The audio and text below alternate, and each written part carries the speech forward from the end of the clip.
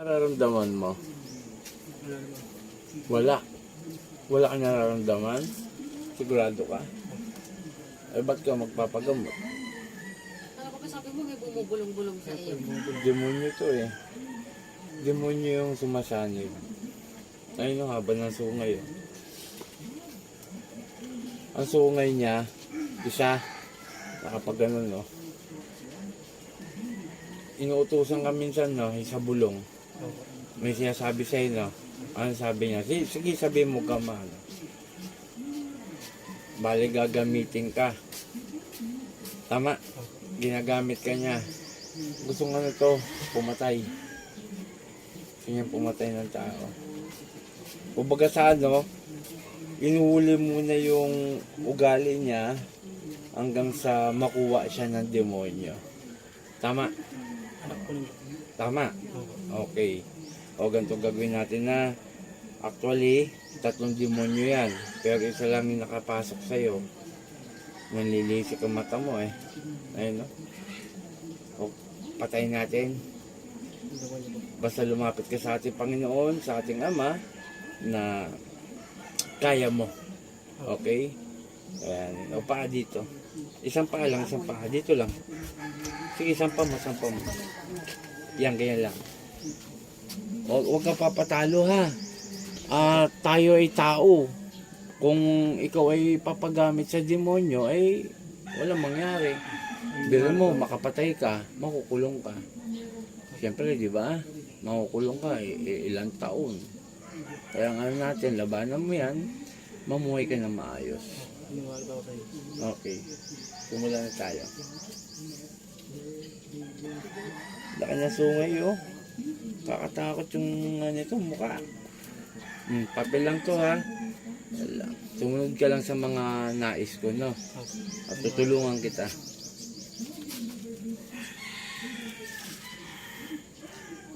May palipadangin ka, ate. Babae.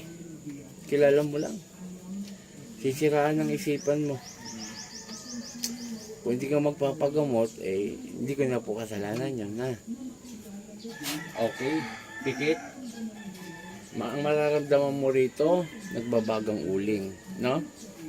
At parang may tumutusok. Okay? Sator, Arepo, Teneta Perotas. Sino magumagambala sa lalaki ito, mag-usap tayo sa Espiritu ng Diyos. Diyos sa lahat, Diyos na kinakatakutan sa perno. Ang sa Diyos Kamarelo, sa Bataliloyaba. Ela, po! Aalisin mo nilagay mo rito, ha? Aalisin mo na, ha? Ha? Pabayaan mo tong lalaking to, ha?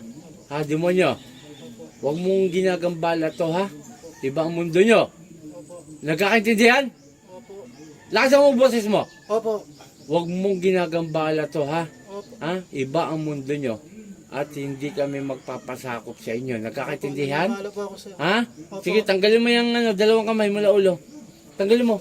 Pag ganun, yan. Tama yan. Pag ganun. Sige, pababa. Pababa. Sige pa. Anong reliyon nyo, madam? Siya ay Katolik po.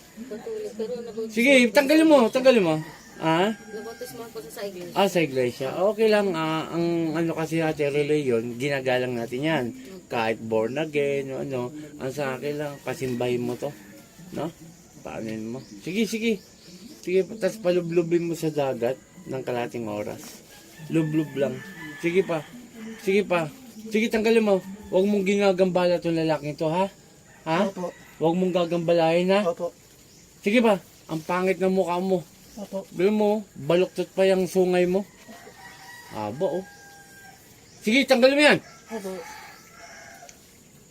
Matagal mo na ginagambala to? Matagal na? Opo. Matagal na. Opo. Mga 8 months. Opo, 8 months kong ginagambala. Sige, tanggalin mo lahat yan. Hindi ako natatakot sa'yo. Ito po mga kapanalig, demonyo, haba po ng sungay, baluktot pa. Nag-iisang sungay po sa gitna. Sige pa, tanggalin mo lahat yan. Sige pa, tanggalin mo lahat yan. Ito mo, ginagamit mo isipan nito para gumawa ng masama. Tama? Opo. Kita mo? Umuupo ka pa. Ang galang-galang mo, ha. Sige pa, tanggalin mo. 3 po ito. 3. Sige pa, tanggalin mo lahat yan. Sige. Alisin mo kung ano yung mga inano mo dyan, lalo na sa isipan. Sige pa. Sige pa. Tanggalin ko lahat. Oh, tatanggalin mo talaga. Opo, tatanggal ko na lang. Sige, lubayan mo tong lalaking to, ha? Ha? Opo. Iba ang mundo nyo sa mundo namin, ha? Opo. Sige, tanggalin mo. At sa mga oras na to, mamaya, ako mismo ang magdadala sa iyo sa impyerno. Sige, baklas. Tanggalin mo lahat yan. Tanggalin mo. Pakisunog po yung damit nito, tsaka pambaba, no? Sunugin nyo pag uwi. Sige, tanggalin mo lahat yan. Kunti pa. Kunti na lang. Hindi ako natatakot sa inyo. Sige! Nakikita ko naman o tinatanggal niya. Ang punteriya niya utak isipan. Sige, gagaling na to ha? Opo. Gagaling na ngayon po. ha? Opo. Wala na? Meron pa Sa ulo. Yan, ayan no. Sige, yan na. Kunti na lang. Kunti pa. Walang yaka.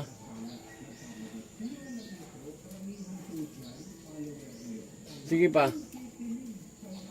Paano ka patatawarin ng ating amang dakila kung ganyang ginagawa mo, demonyo ka? Oh, yan na, kunti na lang. Ayan, alisin mo. Ayan. Sige ba? Papagamot ka, te. Kung ayaw mo, wala po akong magagawa, hindi kita pipilitin. O, kunting-kunti na lang. Panginoon kong Isus, sa aking madakil, humingi ako ng basbas sa'yo na ibalik ko sa impyerno ang gumagambala sa lalaking ito. Saan di Patrice, sakit? Agal!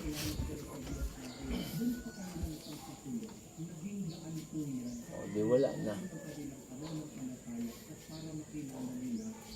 Pangalan ito? Harold po. Sa ngalan mo sa Harold, balik sa kagawa mo. Kuya.